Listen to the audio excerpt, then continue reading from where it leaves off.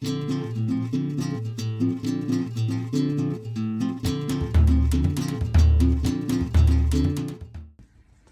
soccer fans. I'm Alex, the content producer behind League One Updater. I just wanted to introduce myself to everyone.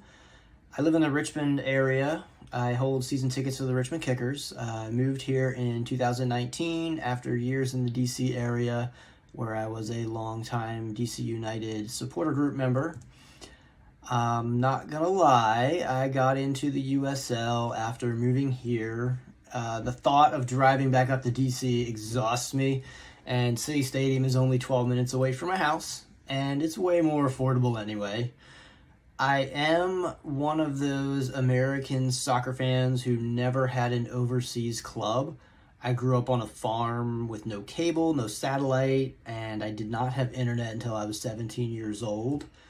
I adopted DC United as soon as the MLS was founded. I went to plenty of matches at RFK Stadium and Audi Field before I moved down here to Richmond. Speaking of Richmond, I had a blast at the 2022 season as a season ticket holder, finally going to a full season of relative normalcy. Richmond's game day atmosphere is incredible. From the local food trucks to the local beer selections from Hardywood, Bingo, Three Notched, and then just being able to sit or stand wherever you want outside of the reserve midfield area. You definitely feel a lot closer to the action at City Stadium compared to RFK Stadium and Audi Field. It was really cool in 2022 watching the crowds get progressively larger throughout the year. Richmond has always had a good support base, but this year it finally got a boost post COVID, post USL League One, and I think word got around town that this was a special year. It definitely helped that we had a lot of talent on the field. Obviously, we had Emi Terzaghi and Jonathan Bolaños, who had so much chemistry together. They were so much fun to watch. And, it's a shame that Bolaños probably won't be on the team in 2023. He's destined for bigger and better things. We're all cheering for him.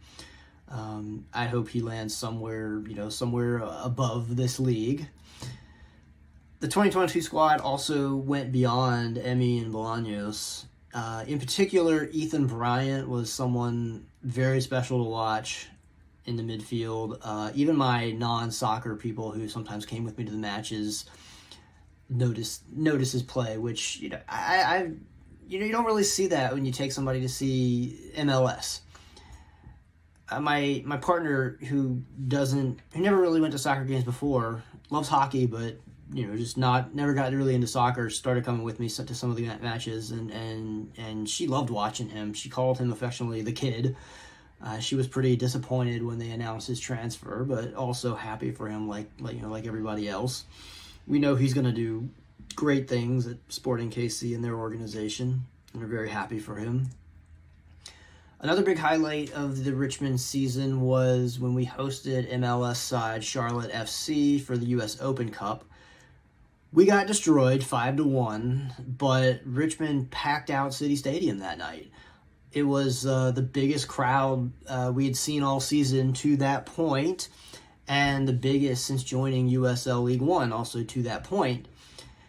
I was used to seeing US Open Cup in DC, where the matches are, lately had been very poorly promoted. The crowds were lackluster. And then coming to see it from the side of a lower league was just incredible sight to see. People came out to support the Kickers. It wasn't like people were coming to see Charlotte FC because they've got star players. They really didn't last season. But it was a MLS side playing in Richmond, and Richmond turned out. And then they kept coming back for the rest of the season, which was even more awesome. The peak was the final match against Greenville, where City Stadium sold out with 6,000 fans. It was the biggest crowd in the entire USL League One regular season, league-wide. We didn't have the best average. Madison beat us on average throughout the season, but we had the biggest crowd. It wasn't even a match that mattered for Richmond. We already had the number 1 seed wrapped up, and yet people just came out to see this exciting number 1 team. I took multiple first-time folks to that one, and all of them have been asking me ever since, when is the next match? It's April 1st, by the way, at City Stadium. But enough about Richmond. Let's talk about why I started League One Updater to begin with. Like I said, 2022 was an exciting season. It exceeded all of my expectations about USL League One by every metric. And I wanted to learn more about the league overall. And I learned by writing. It's just how I am. I'm a systems analyst by day. I do a good bit of technical writing with that job. And writing just helps me learn what I'm supporting.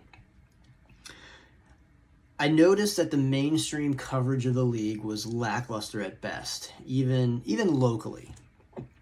And allow me to call out our local media here in Richmond. The final match of the season, the one that had 6,000 people showing up to see the number 1 team in the league against the number 2 team in the league, Richmond Kickers hosted a bunch of area businesses, with each of the businesses having a table or a booth up in the concourse to promote themselves. One of the businesses was Richmond Times-Dispatch, which is our primary mainstream newspaper. They had a booth where they had 2 representatives begging people to sign up for subscriptions. However, I noticed over the next few days that the paper itself didn't even bother to cover the match. We had a 6,000 capacity sellout, capping a historic season, and there was 0 local mainstream media coverage. I mean, it's infuriating that they show up to beg for subscribers, but not even send anybody to cover or even mention the match or the results in the paper. And to be fair, none of the TV stations showed up either. Like, there was just simply no coverage in the mainstream outlets. That being said, I do want to put a shout out to RVA Hub. They are an independent news source that does cover the Kickers matches. And I believe the RVA Hub guy who covers is the photographer who looks like Fat Mike from NoFX. If you see him running up and down the sidelines, be sure to offer him encouragement because he's doing some great content work. Anyway, another reason I started League One Updater was to track and keep accurate data and information on things like league attendance and general stadium information. I also added a blurb on different club histories and a section tracking all of the independent outlets who do cover the league and clubs, including podcasts, bloggers, and really anyone who is active in content creation for USL League One and clubs. And with that, I included a directory of supporters groups who are also great at content and promotion and making the game day atmosphere even better.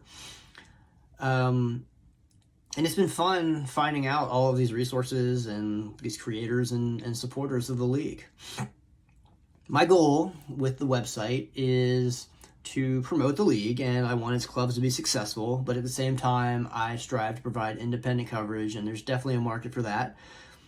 I definitely see myself bringing on more balanced coverage as this project evolves. I'm still in my early stages. I started this in October of 2022. I know most people want positive coverage, but also I think people don't want necessarily to see an endless cycle of PR mouthpieces. But we'll see where we go with this. For now, it's been nice to network with our content creators. There's a ton of passion out there for the league and its clubs. I've had the privilege of interacting with some great folks from places like Madison, Greenville, Northern Colorado, Fresno, Omaha, Knoxville, Lexington, and of course here in Richmond.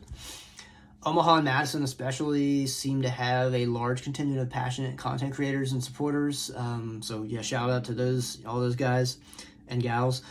And at the end of the day, I do disclose that I'm a Richmond Kicker supporter, but I will strive to do my best in covering the league without bias. All right, moving on. With introductions out of the way, let's dive into today's topic. North Carolina FC and their turnaround attempt. There's no way around it. NCFC has not found success in USL League One. The once storied club, formerly known as the Carolina Railhawks, kind of fell from grace after the region's MLS bid fell through and they self-relegated to USL 1 in 2021. The club finished last in 2021 and 2022. Attendance is down. They have not yet recovered from the glory days of the USL Championship and NASL, where they would regularly draw 4,000 to 5,000 fans per match at Wake Med Park there in Cary, North Carolina. I'd be willing to bet that not many of you NCFC fans or even a lot of league observers really expect much from this club this year. Please correct me if I'm wrong there. Maybe some other people have some high hopes as well. Maybe I'm the only one. Who knows? I do think that the club's offseason moves should increase hope for a turnaround in 2023. Starting with DJ Benton and Daniel Navarro, who came over from Chattanooga Red Wolves to help shore up which was the league's worst defense in 2022. Then, I think they surprised a lot of us when they landed midfielder Mikey Maldonado from Forward Madison. I think a lot of the fans in Madison kind of expected Mikey to move on to the championship or somewhere higher than League One, but NCFC got him. And then there's Rafa Mensingen. If you watch the Chattanooga Red Wolves in the 2022 playoffs, you know Rafa. Rafa scored the extra time game-winning goal in the first round against Omaha, and then the game-winning goal in the semifinal against top-ranked Richmond. He had 8 goals and 4 assists for the high-scoring Red Wolves offense, and I'm sure they hope is that he can bring that energy to North Carolina. So, we'll see. Other teams are still building their squads, of course, but the way NCFC has surgically targeted its needs has been pretty impressive to me. We've had them at number 1 in our power rankings since we started them based on their offseason moves in relation to their needs, and we simply expect some great things in Cary this year. Our next and final topic of today is Tormenta FC, the small market wonder from South Georgia. With Keziah Sterling's MVP performance, they won the league championship over Red Wolves SC. I don't know about anyone else, but given their small market status, I expected a huge cash out sell-off in the offseason. But that didn't really happen. Sure, they made a few shrewd moves. Captain Gabriel Cabral was transferred to the Miami FC of USL Championship.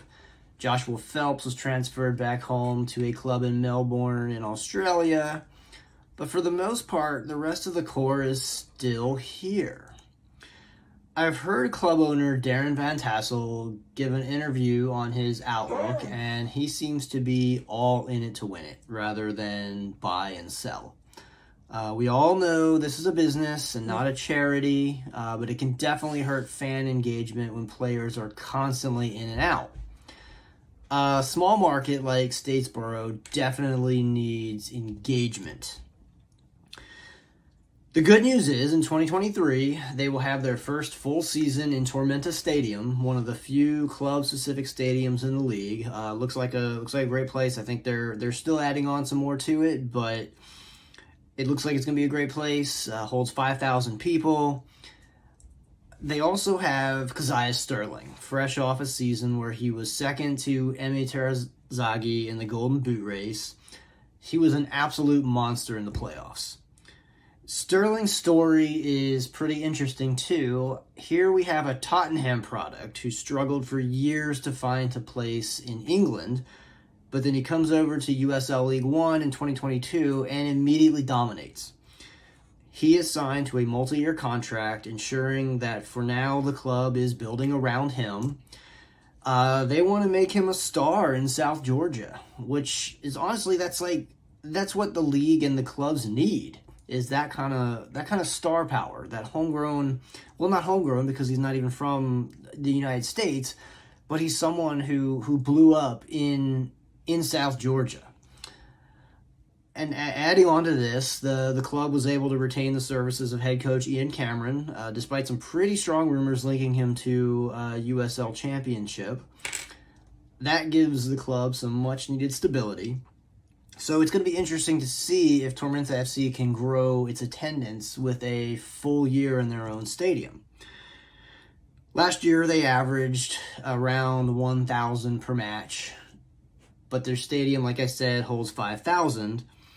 They got a slight bump in attendance when Tormenta Stadium opened, and being the defending champions with a returning star, it should be something marketable.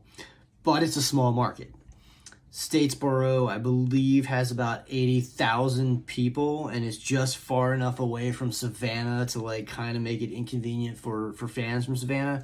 That said, they're getting some great media coverage in the Savannah market, so maybe that will lead to something. Who knows? But as of right now, I am predicting Tormenta to make the playoffs again, no doubt.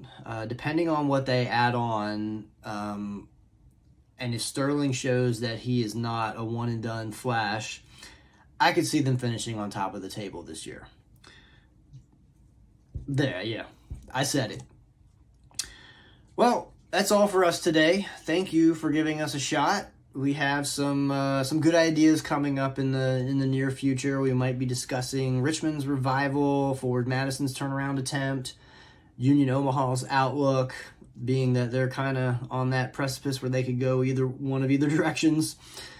We have expansion fever with One Knox in Lexington and Spokane and Santa Barbara coming up next year, and much, much more. Stay tuned. Cheers.